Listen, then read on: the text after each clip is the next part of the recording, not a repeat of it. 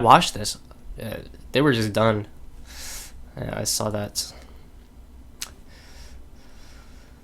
That's how NP Dota rolls right now. They snowball you, and when they win the lanes, they snowball you, and you either tap out or you play a game that is very one-sided. And it's how all their games are looking so far. But it looks like DC actually figured out how to deal with it as they took the series 2-0 against NP. So the teams are still adjusting, and even though NP look really strong right now, they're gonna have to adapt because teams are going to start to get smart to what they're trying to do. It's because right after these roster changes, the teams are all coming together, testing new ideas, and NP's ideas are just happening to work right now, and it's really benefiting them because it's giving them a chance to qualify to all these lands. And once they go to these lands, they get more land experience, and then it's going to give them a better road into TI7. So let's just go through the draft real quick here. One thing to note about NP right now is IO is going to be a top pick for them because they do have Pylai Die now. They did favor IO in the past when they still had 1437 on it, but I don't think his IO is nearly as strong as Pylai Die's. And with Cloud9, they also ran IO. Pylai Die played IO a lot in secret as well, so it's going to be a hero that you have to watch out for now when playing against Team NP. And here you go. They start out with a Death Prophet first pick, followed by a Beastmaster. So this is showing that they want to go for some type of push strategy right now. And isGG, they kind of want to respond accordingly, going for Chain Protector and Keeper of the Light here.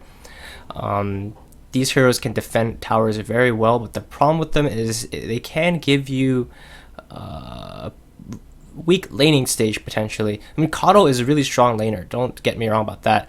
Chain Protector as well, but if NP can draft around this, because the thing is, right, they just revealed both of their supports. NP of course revealed Death Prophet and Beastmaster. This hero, they've shown that they're willing to play the safe lane or mid right now, and they're looking at isGG supports, and they're just looking to punish them right now. They want to be able to pick their lanes in a way that they can punish both these supports, not allow them to do what they want, which is Coddle to just get some levels up, Chain Protector to create some chaos in the lanes, probably starting out with the Coddle early in the game, and the Leech Speed slow combined into Illuminate. That's a lot of damage as well as slow, allowing him to set that up, charging up for 2-second channel time. And after that, they should be able to dominate the lanes and then rotate, get some stack camps up and farm that and do their thing. You know, Keeper is a hero that's pretty much figured out. Teams are kind of shying away from it now. He's received some nerfs, and the problem with him is he can be really strong in certain situations, but at the same time, if he's abused in lane, he's kind of useless, right? He's a support that provides a lot in terms of like utility, gives his teammates mana, gives himself mana, but he is kind of level dependent, and he really needs some amount of space to really be very effective. Other than that, I mean, sure, you can spam Illuminate to defend your towers once he gets to level 6. Blinding Light's kind of annoying. Usually he doesn't even level Mana Leak up until later. And picking him this early when he's such a hero that a lot of teams kind of know how to play against now. And we'll see how NP decide to deal with him. So, once again, speed through the draft. NP... not NP, isGG banning out Bristleback. That's something that Envy has played in the past, so they don't know that this is potential safe lane Death Prophet coming out of him. They're afraid of Bristleback. Emberic Spirit will hit Fada as well as Envy, so I think these are not bad bans. Well, NP ban out Darkseer and Legion Commander, pretty strong offlaners. isGG gonna get themselves an Axe here that pairs up kind of well with Coddle if that's a dual lane. They have the potential to do that. Well, NP going to pick up Dazzle. They really like this hero. They've picked it a lot back in their old roster as well. Gives you a lot of potential for early aggression. The heal bomb is not to be underestimated. And the extra safe potential, he's a hero that can always TP to support any type of gank. And now they're going to follow up with the Queen of Pain pick. So now isGG realize, alright, something is up. It's either Queen of Pain safe lane or Death Prophet. So once again, we're going to go through the draft real quick here, and they're going to pick a Terrorblade. So this looks like a bit of a cookie cutter draft coming out from isGG. I feel like they've ran this draft before, and let me just check real quick.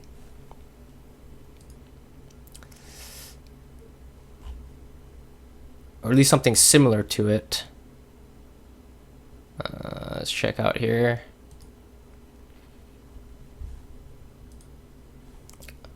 Or is it from a different team? I might be getting this wrong.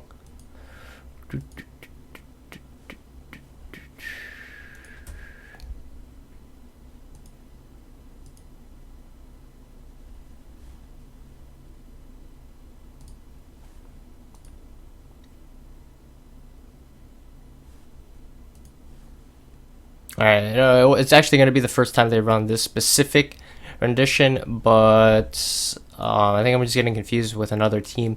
So I'm pretty sure I saw this draft before, something very similar to this, but not the Venomancer, of course, as Venomancer are going to come out last. For isGG, play in the mid position. And I actually don't know the reasoning behind this. Their draft right now is just set up to get Terrorblade farmed, and they just want to carry through the late game because they realize that this is either a support Beastmaster, offlane Death Prophet, or something weird like that, or carry Death Prophet or carry Queen of Pain. I mean, either way, there's no real agi carry on the side of NP right now. Let me move my webcam so it doesn't cover the shit anymore. Hopefully this is in a good spot, because otherwise I'm going to cover the mini map. But let's just get started in this game, and let's get right into it here. So I'm going to be skipping through this a little bit, speeding through the important parts. Let's just look at the early game. So right now, I mean, after isGG has seen what heroes NP has picked up, they're going to realize that NV is on the Death Prophet and is most likely put in the safe lanes. And they're going to put 3 heroes up here wanting to contest the rune. NP gonna realize this, so they're gonna go down and contest this rune themselves. And I didn't mention about MSS Batrider, but it did come out as a last pick for NP, and I think he's pretty solid on this hero, and it kind of fits what they want to do. It fits that Cloud9 playstyle where they want to split the map, pick you off when you least expect it, and just out farm you, as well as win the lanes, because MSS with this Batrider will be a pretty strong laner. Pilot might feed first blood here. Pilot. Oh no, he gets away. Oh, no Orb of Venom on Flea. It's unfortunate, but shit happens. I think he had to buy. Oh, he's gonna buy it now. Why did he not have it? Did he TP out? So he wanted to get out to the lane as fast as possible. I don't know what happened, but yeah, NP gonna go with the aggro dual lane here, Pilot and MSS, and they're gonna meet against a dual lane themselves, as Coddle actually is not here quite yet. I don't know what he was doing, but he's gonna make his way down, and isGG can win this lane, but your War is gonna get zoned out a lot right now. So I would say this lane is not gonna be won by NP, but it's definitely going to be contested, and as long as they play it right, they should do just fine. And how did Aoi get first one? Alright, we gotta rewind that. Alright, Snake King mans up. I'm an axe, I can't die. I got poor man's shield. Aoi just right clicking him. He actually went level 1 wild axes, so that was without a slow. That was just with Envy's Spirit Siphon, and they just man up and kill him under a tower. What in the world? That was barely a kill, and Snake King did not expect that one.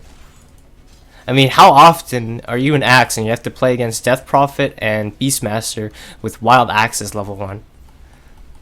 But that was actually a really big kill for NP, and I like how they played that. Even if they didn't get the kill there, they're able to at least force out a shrine, and Aoi is just playing this bully Beastmaster. You don't see this at all. Normally Beastmaster, you go jungle or do something like that, but Aoi is playing him like you would play like a Monkey King or a Treant or something like that, as he's using the fact that Beastmaster has pretty high base damage, or not base damage, but it's attack damage at level 1. That's base damage, I don't know what you call that, but 68 damage on him, and he just bought Stout Shield, and he's trading with Snake King. Trade with me, bro. And now he's forced Snake King out, as after that first blood he also got boots. So with boots, stout shield as well as 68 damage, and now he has his war available. He's gonna force the shrine from Snake King, and now Snake King has the jungle. So 1 lane down for NP. Dominated, Axe is out of the lane. He's actually gonna leave the game. Alright, this is where Envy spams "It's a disaster," please. As for the mid lane, I don't know this Venomancer pick. I mean, Venomancer versus Quap, I think Venomancer does okay, but he's not killing her because she's gonna blink out. It might be a mild annoyance for her, but you can't kill Quap, so I'm not so sure what they're thinking about this matchup. I mean, I think CCNC's heroes were kind of, or the Ember was banned out. That's a hero that's decent against Quap, and I think they banned that out themselves. I think the Lino was banned out by NP. I'm pretty sure. I mean, there's no way they didn't ban it out. And then the other CCNC hero is Storm, but he isn't that great against Quap. So I guess they're testing out this Venomancer. He gives them more tower defense, and because they see that NP's strat is kind of revolved around wanting to take towers with this Beastmaster and this Death Prophet, maybe they figure maybe a Venomancer is going to create enough space for this Terrorblade to be able to get farmed. Which he is farming okay in this bottom lane, but as you see, the lane is contested. I don't know why I'm sticking to this pause. We're in a replay. Oh, there you go, Envy. Nice one. I knew he would do it eventually. Let's speed through this. How long is this pause? Holy shit. No, Snake King is really tilted right now. He's like, I died once, now I'm forced to jungle, and there's a freaking Death Prophet in my lane for some reason. What in the world? But I mean, NP's figured it out, you know. The safe lane is kind of the weakest lane, or not kind of, it is the weakest lane in the game right now, pretty much, because the fact that the off lane has shrines, you can TP, rotate in supports early, and just give a lot of pressure onto the enemy carry. The fact that you can pick a Death Prophet, a more unconventional safe lane hero, can just zone out Axe like this, force him to jungle very early, and he's actually going to be back in the game. And let's see what's up here. I should have the chat open for people who are talking in here. Cut my cookies. What does that mean?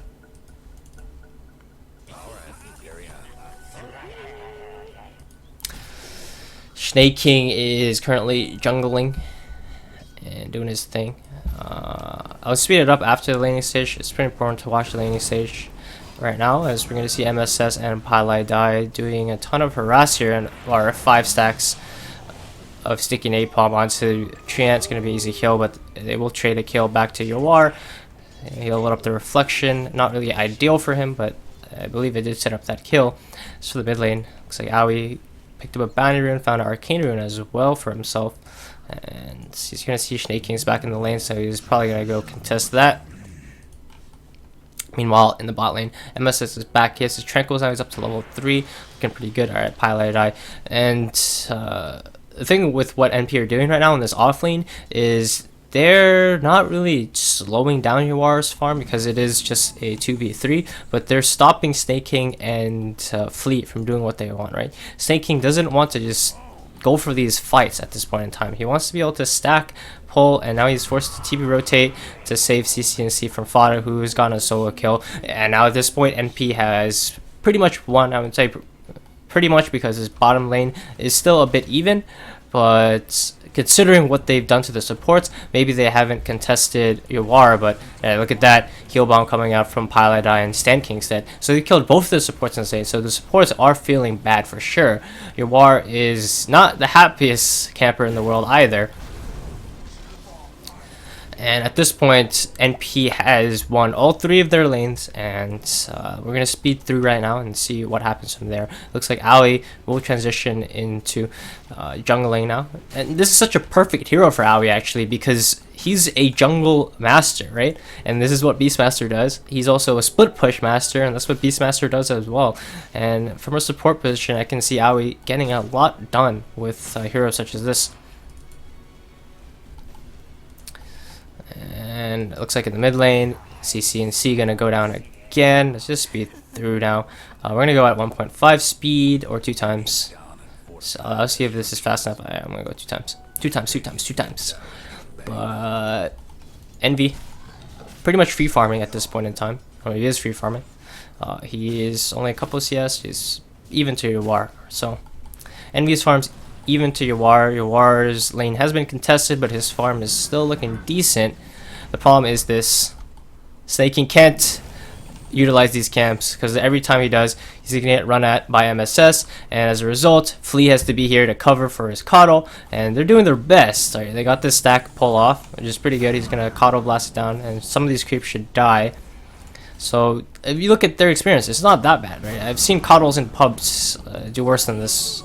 I don't know what they're doing, but they're also sapping in a lot of Yawar's level, and being a level 4 Terrorblade against a level 6 Quap is going to lead to that death there. They actually got a huge deny there. And in the top lane, Violet, Dia, and Envy going to get a kill onto Snaking as well. And Snaking's game is incredibly difficult right now. He's level 4. Like, he's out of the game. Compare that to MSS, and he's just pretty happy, right? And Fodder is really happy as he is 3-0. CCNC is completely out of his lane as well. And this just goes with NP's lane dominating playstyle. They know how to pick their heroes, and this is something we see very common from Envy, where he would start jungling Ancients and this big camp. Usually stacked, but this time around they aren't stacked. He's going to commit his Exorcism just to do that, so he can give some space to Pilot Eye in the safe lane. I don't know. Once again, where was that? Is it the mid lane?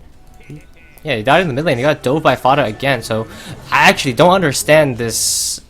I think they were thinking it was a... Oh, Pilot Eye died here. They were thinking that it was a mid Death Prophet, and I think Venomancer doesn't do too bad against her, but against Queen of Pain definitely has advantage in that lane. And so what they expected was an Envy Quap safe lane or something like that. They predicted it wrong, and it just led to this pretty one-sided matchup for Fada.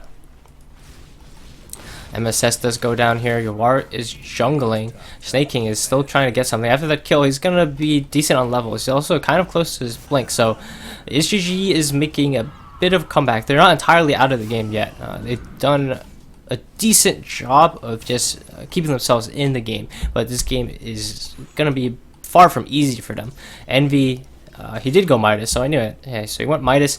He farmed the jungle a bit. He's back in this top lane. He left the lane when he knew that there would be a threat of him dying there. He saw Pilot actually did die, so I guess he had to be a bit warranted about that decision.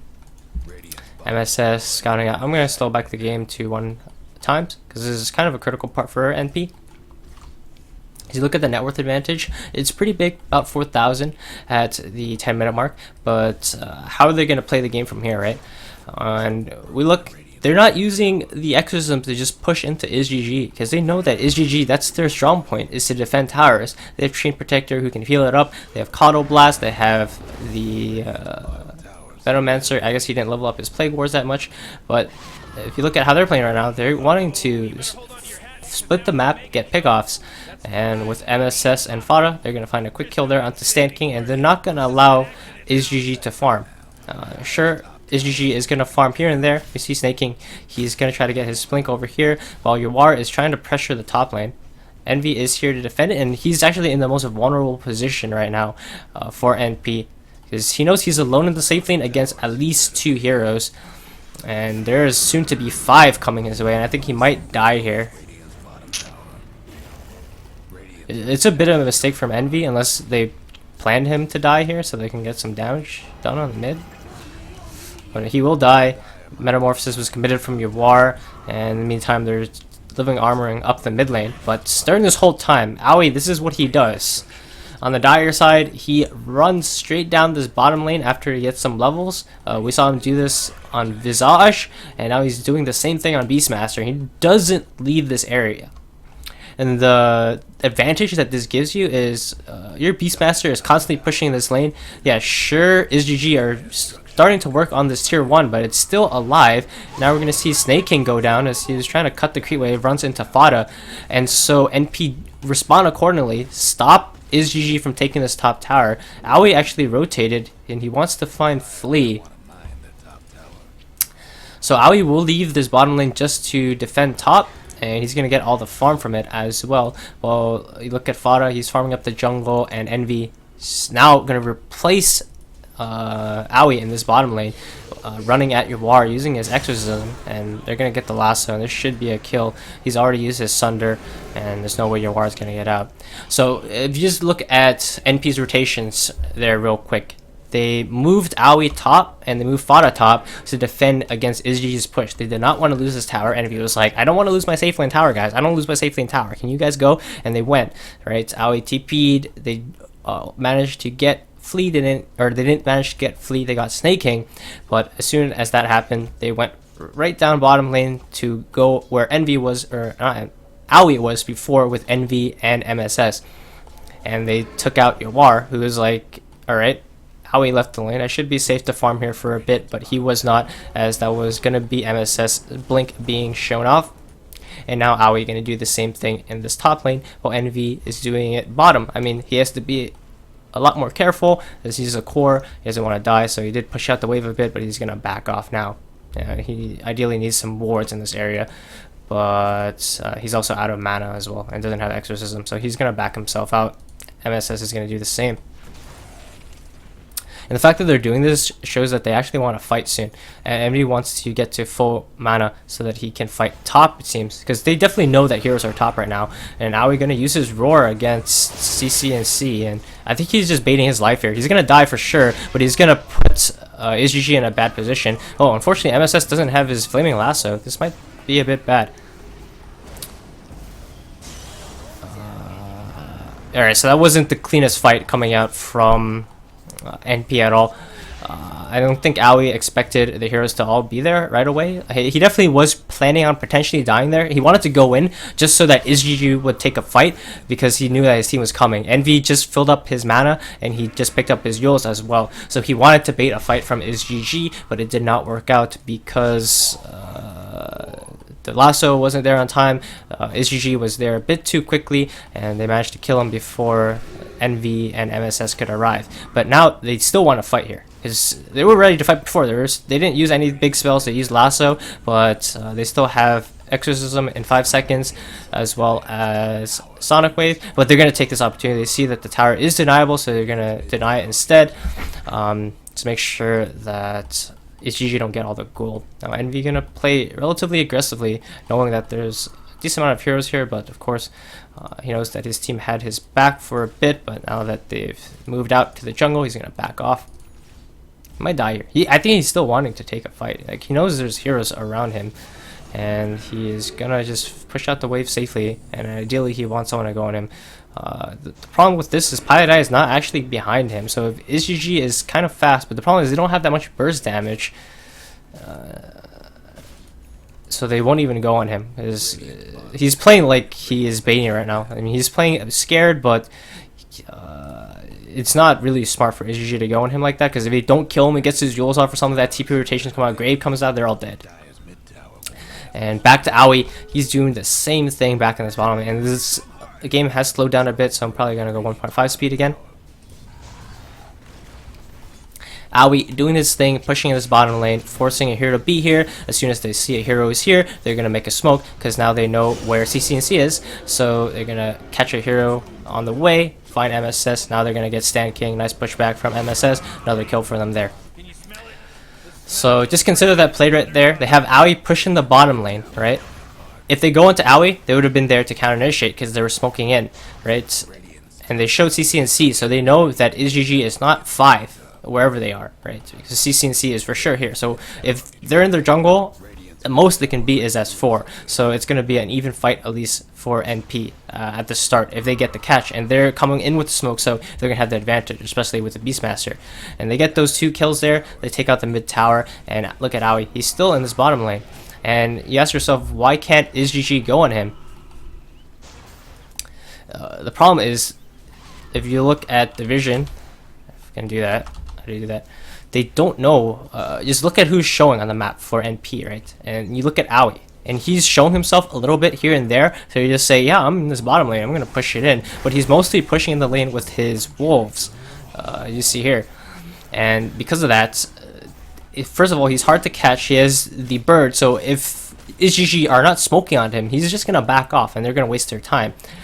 But the most important thing is, alright, Envy is gonna potentially die in this top lane here. So this is a good play by isGG.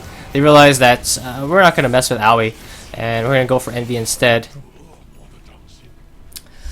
And Envy gets himself caught out and killed. But back to what I was saying about Aoi is, if they don't have vision of NP, like they don't know if there's a dazzle behind Aoi, they don't know if MSS is here to counter initiate, and because they don't know for sure, it's not necessarily worth it to go for this kill, because that's just space created. If they go on him, and let's say they had to commit a lot to it, at least a smoke, right, because he has the Hawk scouting out, and that's if they kill him, and that's them killing the 4 position support.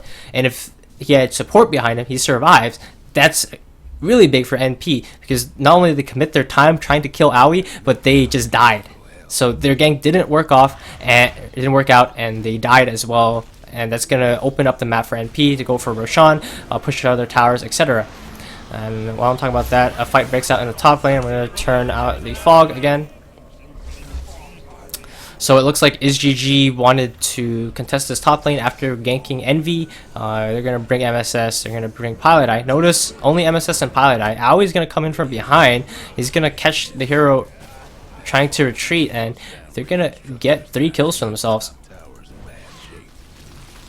And let's go back, analyze that gank real quick. So I was talking about something else while it was going on here. So notice Aoi, he was still keeping the bottom lane pushing, and notice how far ahead NP are right now, about 10,000. So they're confident in taking fights right now, as long as they can find isGG in a bad position, and here they are. Pushing the top lane is pretty clear what's going on, and the big thing here is they see Flea in the bottom lane. He wants to farm up, so they know that they're going to have the number advantage in this fight, for sure. And because of that, they just go in, they run into CC&C, they run into Snake King, they get the pickoffs, and then this is a very nice play from Aoi to do this. Comes in behind, he realizes there might be a hero sitting next to the tower to defend the incoming push, and so with the Hawk, he scouts out Stand King, and in return, takes him out here with the Roar. And look at Aoi's item build, he's going for the Solar Crest Drums for the extra armor, which is huge against a hero like a Terrorblade, and the Drums Aura is pretty good as well. It's an easy build up, gives him an extra mana regen. Both these items give him extra mana regen, so that's going to allow him to sustain a lot harder and just be more annoying more often than if he had something like a Necro Book, which might allow him to just like go in for that all-in tower push, but to keep sustained and constant pressure, this item build is definitely better at doing so. Gives them Roshan as well. And notice that Envy actually builds into a Solar Crest of his own, so this is something that NP really liked, this double Solar Crest build-up. Look at Fada, and he is pushing shit in this bottom lane. NP always have someone in this bottom lane. Notice they haven't grouped up as 5 in like the past 20 minutes. Sure, there have been times where they were as 5, but it was mostly maybe the fight starting out as 3 and then 2 heroes coming in later, but it was never where they would just smoke as 5 and just go, go, go. They always show a hero somewhere else. They're always splitting the map, so not only are these getting successful ganks off as the score is 6 to 17, but they're making sure that they're split pushing and getting farm at the same time as well, which is very important. Because let's just pause right here and just look at NP's draft, and then let's say most of you guys, you have these heroes and you're thinking to yourself, alright, we got Dazzle, we got Death Prophet, and Beastmaster, let's just group up and push a tower, right? You think to yourself like that, in that type of sense. But notice that NP hasn't done that yet at all this game in 20 minutes. And the reason behind that, because isGG have Axe, Coddle, Sheen Protector. Going as a 5-man push into them is not impossible, but it's going to be difficult. So NP right now is realizing isGG's strengths, and they don't want to play into it. What isGG is not good at right now is dealing with split push, because if you look at their heroes, only heroes that can really catch out anybody is Axe and potentially Treant Protector. And if any time those heroes show on the map, NP realize that they can just play as aggressively as they want. They see Axe on the map, and Aoi is running down that lane. He's not afraid. Let's say Coddle mana leaks him. I mean, he has the option of just standing there and tanking up or TPing out. Same thing with Venomancer. He has no way to cancel TP.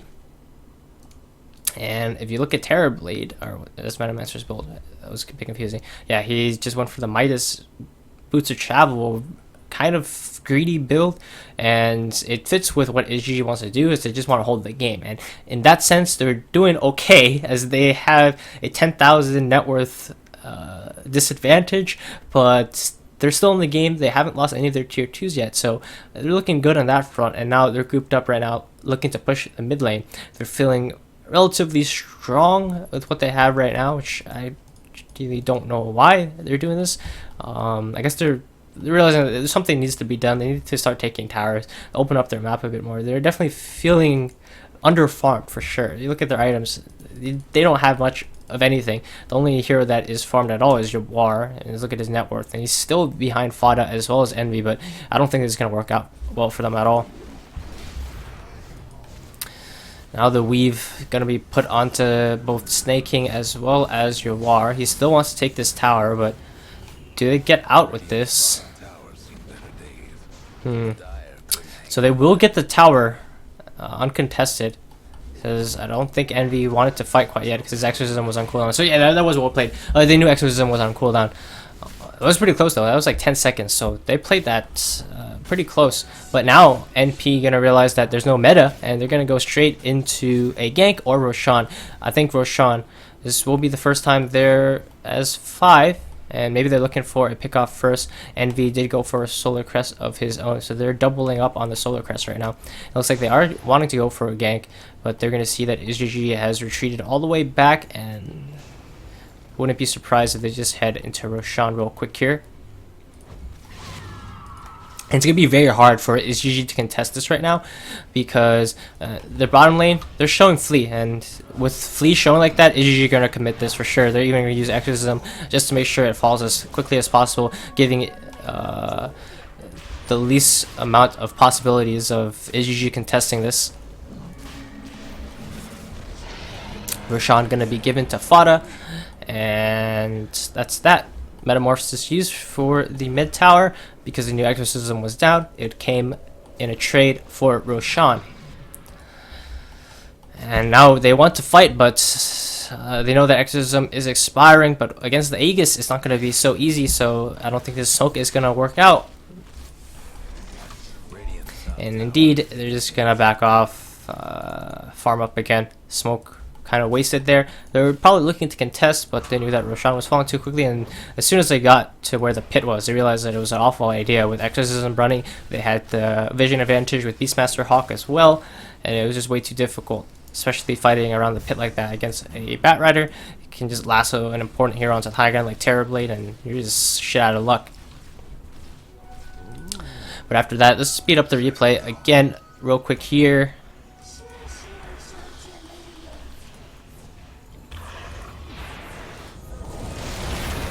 Ooh, what happened there? Queen of Pain making a loud death scream. So with the Aegis, NP's vision here, she sees CC&C, and it was a bait coming out. Alright, that's well played. Oh, well played there by isGG. They showed CC&C alone. They set all their heroes, everybody behind it, and they clear the Aegis. So they take that advantage away from NP, but they used Metamorphosis for it, which I don't think they needed to. And now NP gonna realize that they have an opportunity to go for something without Metamorphosis online. One thing to note is MSS also has a gem on him, picked up by Aoi, and that's gonna allow them to have even more vision control on the map. It's between the gem and Beastmaster's Hawk. It's going to be very hard for isGG to catch out anybody, and the only time they can really get kills is if they go for a bait like that. And as we see here, Jawar, who was left alone in the top lane, his team has forsaken him. He's going to get lassoed up and now roared. And one thing to note about this lineup from NP is with the double stun through BKB, they can really focus down a target like Jawar, who's really the true carry of isGG, and without Lincoln Sphere or something on him, if he just gets lassoed roared, he just dies like that.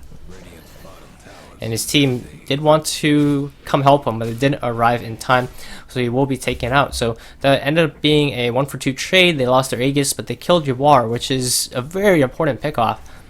And let's go back to that gank and just see how it was set up here. So we're back on NP's vision. They see Yawar, and at this point, they're pinging. Whose pings is this? Yeah, Fada's pinging, and they're like, yo, they've left Yawar. They see them with this ward, they saw it with Aui's boar, and now MSS is like, alright, let's go for him. I mean, his axe isn't here, and his Treant isn't here. They see him in the mid lane, and he's gonna go for it with the lasso. He finds the real one by flame breaking the illusions, and now the roar comes out as well, and with just these 3 heroes, 2 supports, and an off lane, they clear him out. Snake King comes in, CNC comes in, but it's a bit too late for that. They're going to take that trade, and NP can just back off. They heals up Snake King to make sure he can't get the initiation off, and that's it for that. Pretty easy. And if you just look at the net worth, they're continuing to increase their net worth advantage. It is not really plateauing. It's a steady growth, but it's still growing. And most of it is just due to NP farm efficiency, split pushing. They just farm as much as they can out of the map. The one time they grouped up as 5 in this game was to go for Roshan. Other than that, for the most part, they've been split up, farming jungle camps, farming lanes. And our next play here is they see Francis Lee. They want to kill him. He'll be invis though, so I think he'll be just fine. Aui's next item looks like he's going to build into a pipe that's going to help against Coddle as well as Venomancer, and maybe once they get that, I think that NP is going to go for another 5-man play. It's really important to watch when NP go for 5-man plays, because that's when you know that they're going to commit to something big, right? Usually it's to take a tier 2 Roshan or end the game. Actually, not usually just to take a tier 2 for the heck of it. I don't think they just group to take a tier 2 for the heck of it unless they know that they can, for sure, like uncontested. Because right now you just look at the tier 2s and they are untouched. They're waiting for a better opportunity to take these tier 2 towers. But for the most part, it is to take Roshan or to go for the game, either pushing down mid or another lane to take racks. But we're back to full vision here, and we see that NP has slowed down their game once again. We're gonna speed through. Let's see what they're actually waiting for. They got the pipe now. Dazzle went for medallion. 3 medallion / solar crests in this game. It's insane.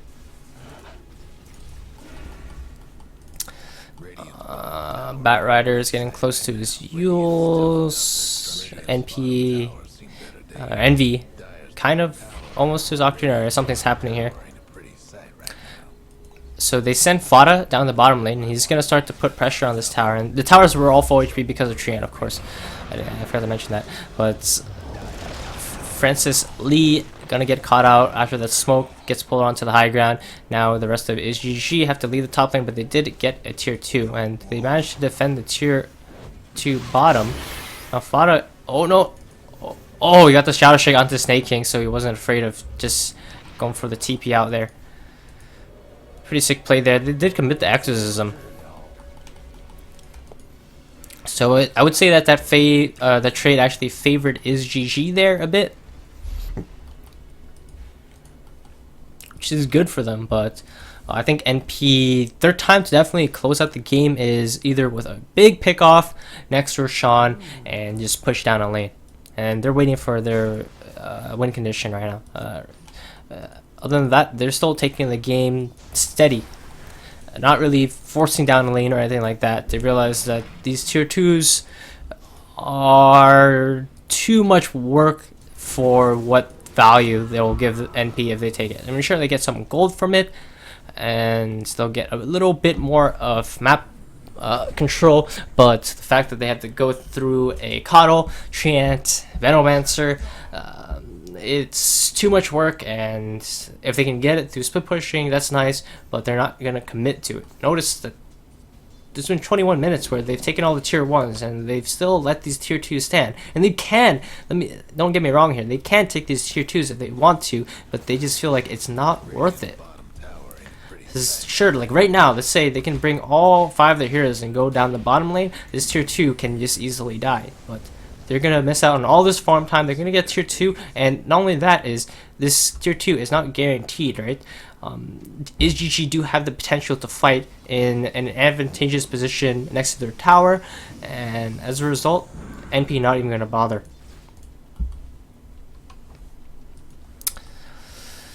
Envy approaching his Octarine now, and he's building up his farm with his Midas.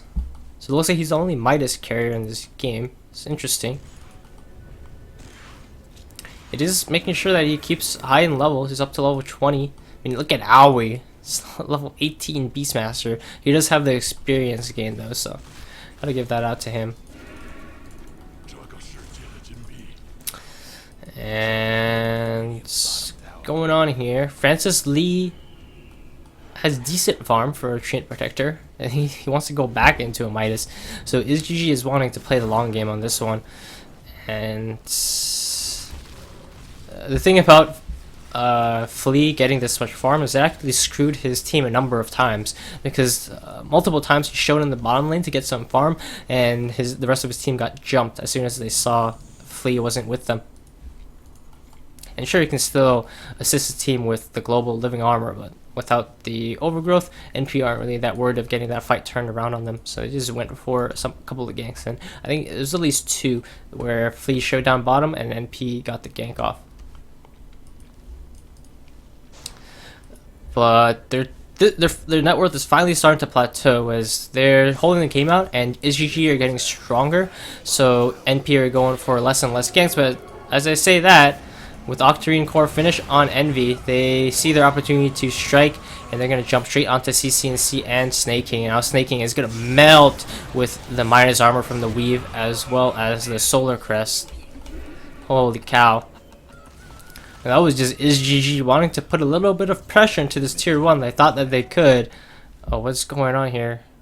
Oops, my computer is about to restart, guys.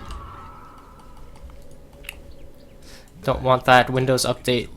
Might have to update it and then come back, but see what I can do. I wanted to get through the rest of this and the next game as well. See how long I've been live here, how long I've been doing this analysis. About an hour. Might do a little bit more, and we'll see. This is technically day 5, but it's technically day 6, but it is day 5. This is the 5th time, not the 5th time of stream, but you know what I'm saying. Radiant's mid tower's coming apart. Violet Eye is going into a Solar Crest, or not Solar Crest, a Crimson Guard. Alright. Fada. Whoops. I mean, alright. You want to do an analysis on this play right here? Look at the map. Fada. He's just like, I'm cooling. Then he goes up, he farms the lane. Notice how your war showed for a second here, but now everyone on isGG are off the map, right?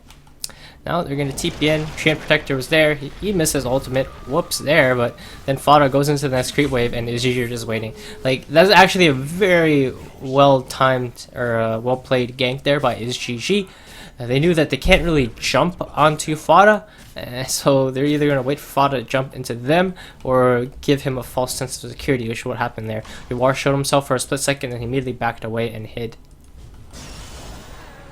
And now they're going to walk next to Roshan to check it, but unfortunately MSS was lying in wait, and Francis Lee is going to get kidnapped. They're still going to try to Roshan, but now they're going to get the Weave dropped on all 4 of them. Francis Lee going to buy back just to secure this one, but now Envy going in. Blink Dagger Death Prophet. Fada going to commit his buyback here as well. NP realized that they really want to defend this, and they know they can. They are ahead in terms of farm still, of course, and big Sonic Wave coming out from Fada here, and they should clean this fight up. And your War get away. Oh, he's gonna go down. He TP'd, but what canceled it? think he was afraid that they had a way to. I guess they had their Yules up.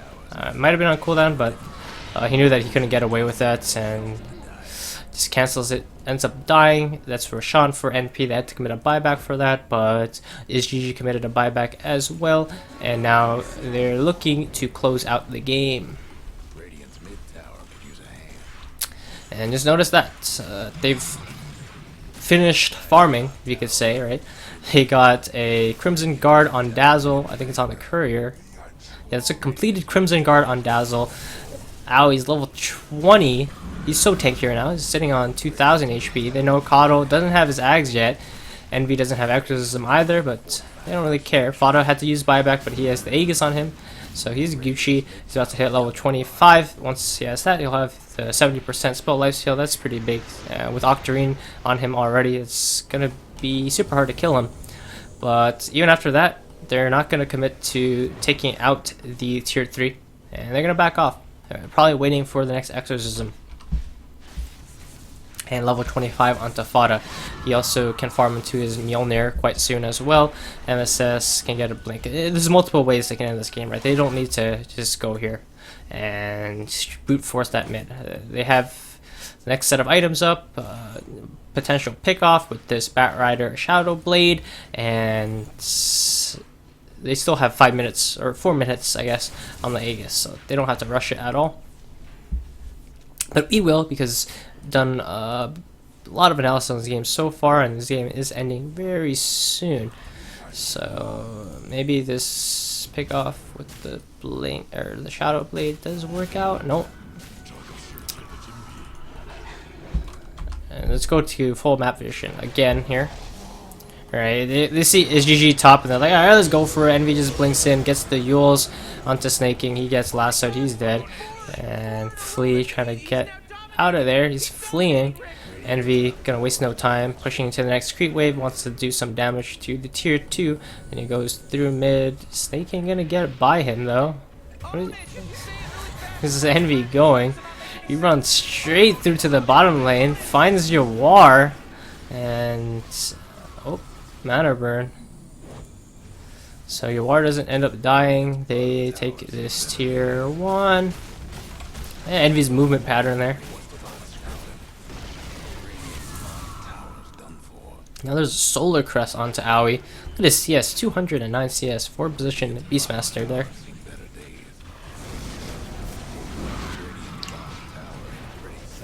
They push in. Look at that. That's ridiculous. Medallion, Solar Crest, Weave onto Fada. He's sitting at a ridiculous amount of armor.